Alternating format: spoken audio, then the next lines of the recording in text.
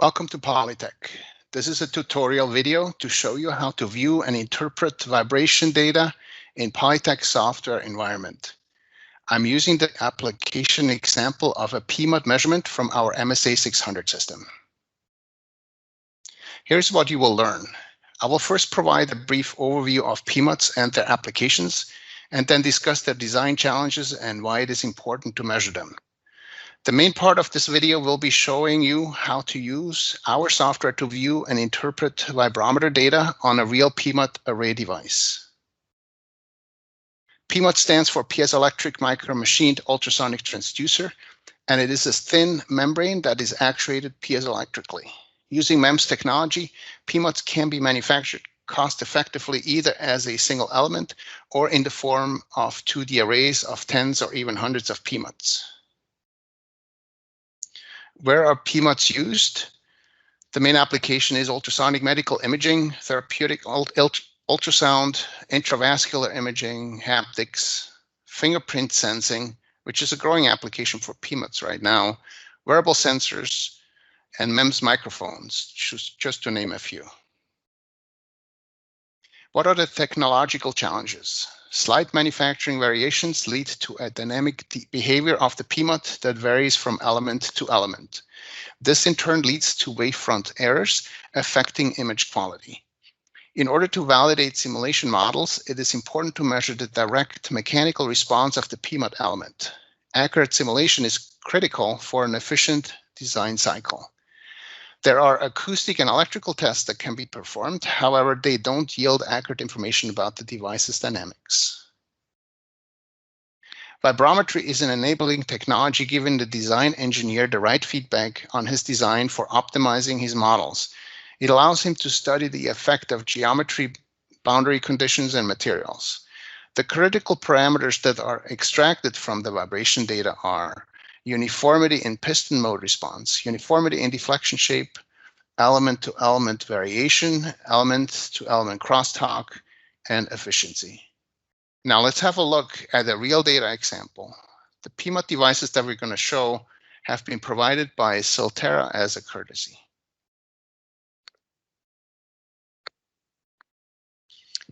I'm going to show you a mechanical response measurement of an 80 micron PMUT array using Polytec's MSA 600 system. This is the microstructure version of our scanning laser Doppler vibrometer, being able to capture the direct mechanical response of the surface displacement without making contact to the device. Measuring the Doppler shift in frequency from the returned light allows us to resolve vibrations from DC up to megahertz and even gigahertz with displacement resolutions down to the picometer range. What you see here on the screen is a captured still shot image of the camera of our scanning microscope system. And overlaid is the data, as you can see here in colors. We have measured a subset of the array, a 2x5 element subset. And at first, we want to look at the data in the RMS domain. We're looking at the response, the velocity response across the bandwidth up to 10 megahertz. As I'm zooming in here, we see the scan grid, and let's have a look at some details of the measurement. Just a second. So we measured a total of 370 points with a bandwidth from 1.25 kilohertz to 10 megahertz, 8,000 FFT lines. The sample frequency was 25 megasamples per second. Sample time per point, 800 microseconds. Frequency resolution, 1.25 kilohertz. On the generation side, we used the periodic chirp. It's a sine wave that moves in frequency from 0 to the 10 megahertz that we've set. The amplitude is 1.064 volts peak.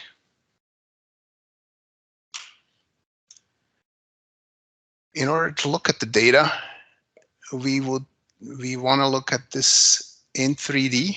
So now you see the entire scan grid, or you can see how we define scan grids for each element. The reason we defined the scan grid is to make sure we capture or we find the point with the maximum displacement. We can look at individual points as well. Right now, this is the magnitude RMS velocity across this bandwidth. Velocity corresponds or is proportional to sound pressure. If we look at auto power velocity squared, that will give us an indication of sound energy.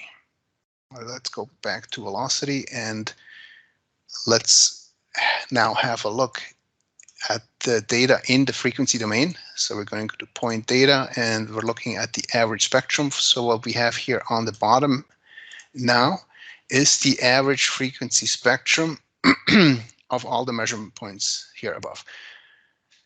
The measurement has been done sequentially, so the laser is being steered across all these scan points with a piezo control mirror. It's fairly fast, but it is a sequential measurement.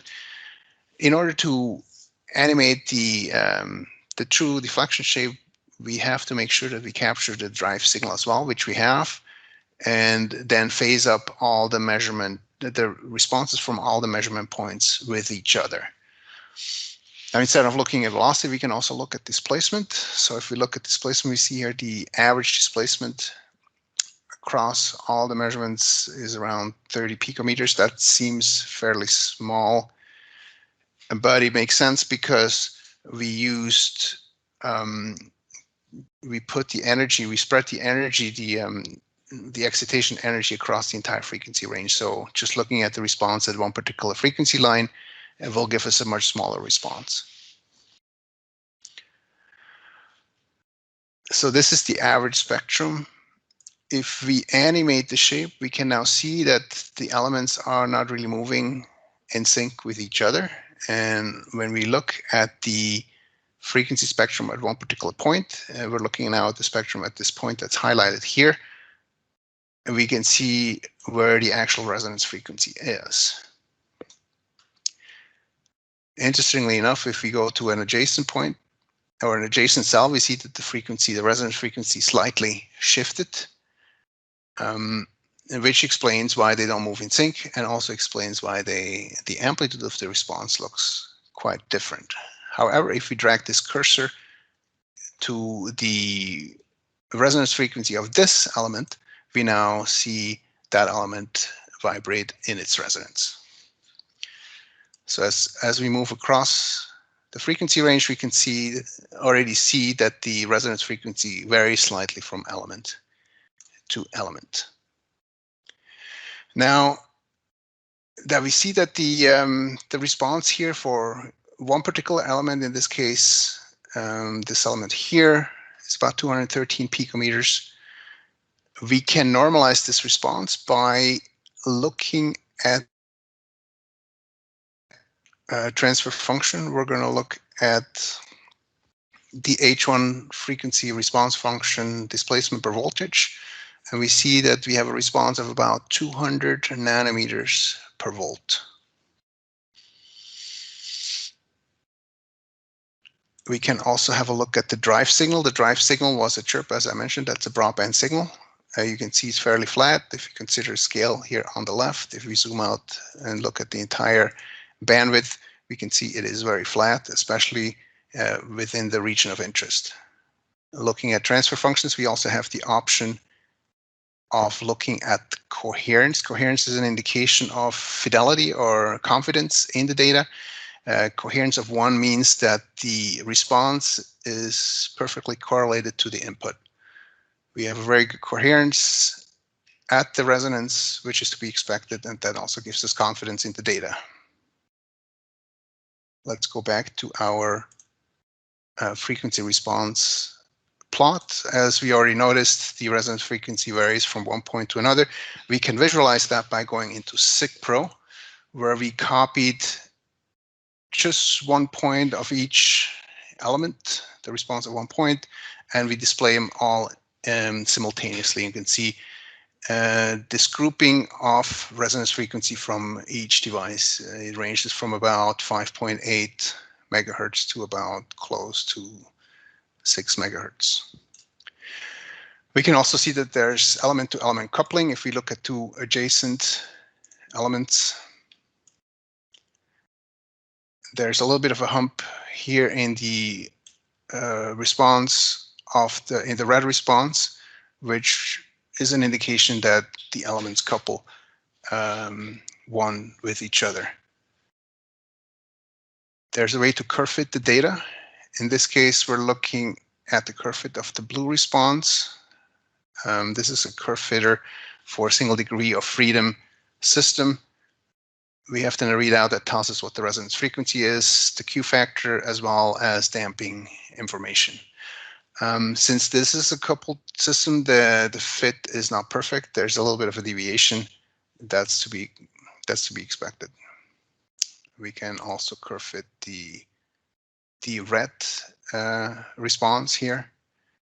If it will be an uncoupled response, then the fit will perfectly match the data. We can look at, we just looked at magnitude right now. We can also look at magnitude and phase. And now we kind of get an understanding of why these elements don't move in sync with each other. At resonance, the phase, as you can see here below, the phase between two adjacent elements is quite different. So that explains why they're moving out of phase, so to speak. Now, in the real world application where a PMUT array is used for either imaging or for fingerprint sensing, there is usually coupling material. The coupling material, water or gel or whatever the couplant is, has a damping effect on the resonance. That means these peaks become much broader, in which case slight variations of resonant frequency will not matter that much. For visualization, what we can do is we can move off resonance in the animation.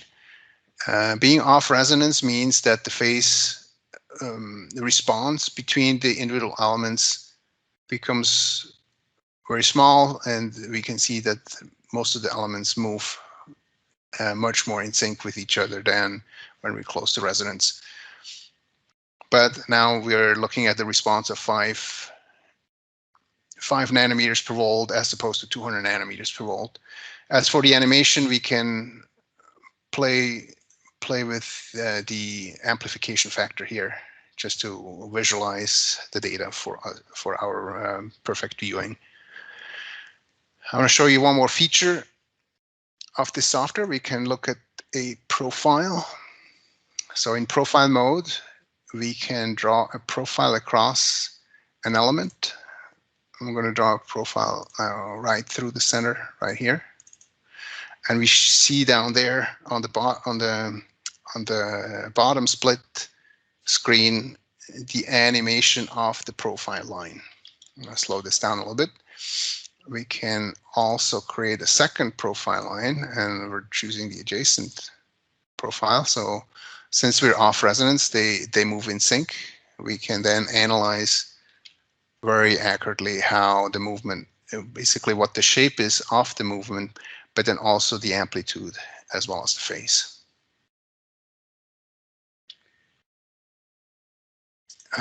We can have a look at another measurement. So this measurement, or in this measurement, we were measuring a subset of elements at the very edge of the entire array. We took a measurement in the center as well. In this case, we have a 3x6 element array. In this case, we are also measuring, or we are animating the arrays off resonance. So it looks like in this case that most of the elements on the row, they're fairly close together in the animation, but it looks like the other two rows are not animating as much.